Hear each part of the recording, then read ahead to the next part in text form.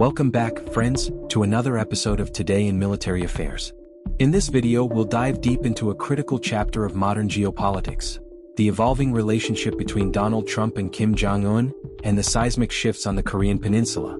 With North Korea now firmly aligned with Russia and China, and its nuclear capabilities stronger than ever, how will these changes impact global stability? More importantly, what strategies might Trump employ to reignite dialogue with Kim? If you're new here, don't forget to subscribe and hit that notification bell.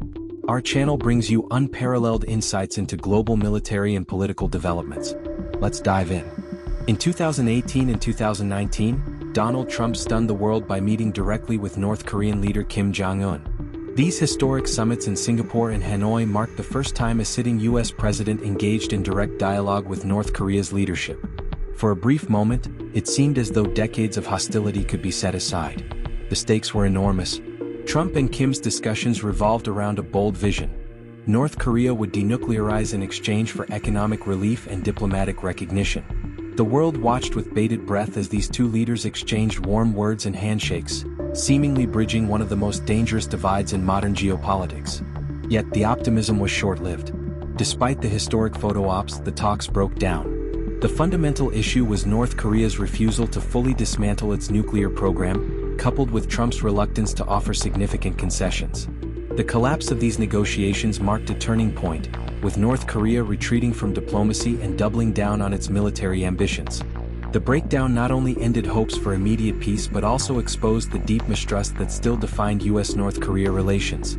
For Pyongyang, the summits highlighted the risks of engagement without guarantees, while for Washington, they underscored the challenge of dealing with a regime unwilling to compromise on its nuclear ambitions. Both sides walked away with hardened positions, setting the stage for a new era of heightened tensions. Since the failure of those summits, North Korea has undergone a dramatic transformation. The onset of Russia's invasion of Ukraine in 2022 provided Pyongyang with a unique opportunity to realign its geopolitical strategy. Kim Jong Un solidified a strategic alliance with Vladimir Putin, supplying Russia with ammunition and even troops in exchange for vital resources like oil, food, and advanced military technology. This partnership has empowered North Korea to further expand its nuclear arsenal. Today, Pyongyang possesses intercontinental ballistic missiles (ICBMs), capable of striking American cities, cementing its status as a full-fledged nuclear power. These developments have not only bolstered North Korea's military capabilities but also redefined its role in the global power dynamic. Kim's rhetoric has evolved accordingly. Unlike 2018, when North Korea sought sanctions relief and international legitimacy, Kim now demands recognition as a legitimate nuclear state.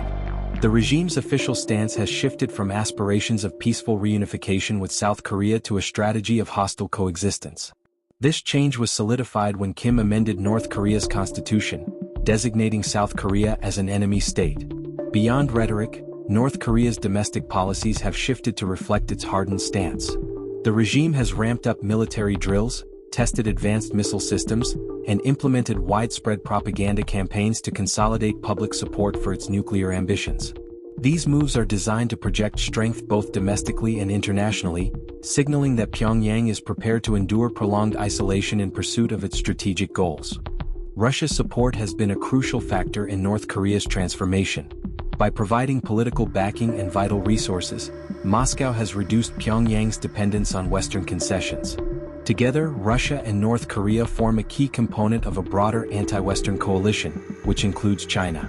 This bloc aims to challenge U.S. dominance and promote a multipolar world order.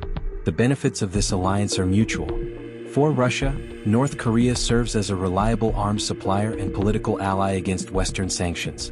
For Pyongyang, Moscow offers a lifeline that helps it withstand international pressure and advance its strategic objectives. Even after the war in Ukraine ends, this alliance is expected to endure. Shared interests such as resisting sanctions and establishing alternative economic networks will likely keep the partnership strong. Furthermore, the Russia-North Korea partnership provides both nations with significant leverage on the global stage. For Russia, North Korea's strategic location and military capabilities add another layer to its geopolitical arsenal, allowing it to exert pressure on the U.S. and its allies in the Asia-Pacific. For North Korea, aligning with a major global power like Russia ensures that its voice is amplified in international forums, making it harder for Western nations to isolate or dismiss its demands. This enduring relationship highlights the increasingly interconnected nature of modern geopolitics, where regional alliances have global implications. Amid these shifting dynamics, the possibility of Trump's return to the White House raises important questions. How might he approach North Korea differently in a second term? What could he offer Kim Jong Un to reignite dialogue? One potential avenue is an unofficial acceptance of North Korea's nuclear status. Trump could propose a deal where Pyongyang agrees to halt further nuclear development and refrain from using its existing arsenal, in exchange for reduced sanctions or economic incentives. Trump has also voiced concerns about the cost of maintaining U.S. troops in South Korea. A partial withdrawal of these forces could be offered as a bargaining chip, signaling a willingness to compromise while reducing U.S. financial burdens. Another likely concession could be the suspension of joint military exercises with South Korea. These drills, often seen as provocative by Pyongyang, have been paused in the past to lower tensions. However, any such moves would face fierce opposition from U.S. security advisors, who view the American presence in South Korea as a cornerstone of regional stability. In addition, Trump might leverage his unconventional diplomatic style to bypass traditional channels, perhaps even suggesting direct economic projects between the two nations. This could include opening up limited trade opportunities or establishing special economic zones along the Korean Peninsula. While these ideas may seem far-fetched, they align with Trump's transactional approach to diplomacy, where concrete benefits take precedence over long-standing geopolitical norms. Such proposals, though risky, could redefine the terms of engagement and potentially pave the way for a more stable, albeit unconventional, relationship. Any major shifts in U.S.-North Korea relations would inevitably ripple across the region. A reduction in U.S. military presence could prompt South Korea to pursue its own nuclear program, raising questions about the reliability of America's security commitments. Meanwhile, Japan, already alarmed by North Korea's growing capabilities, would likely accelerate its defense initiatives. China, North Korea's largest economic partner, would closely monitor these developments. Beijing aims to maintain regional stability while leveraging its influence over Pyongyang to balance power dynamics.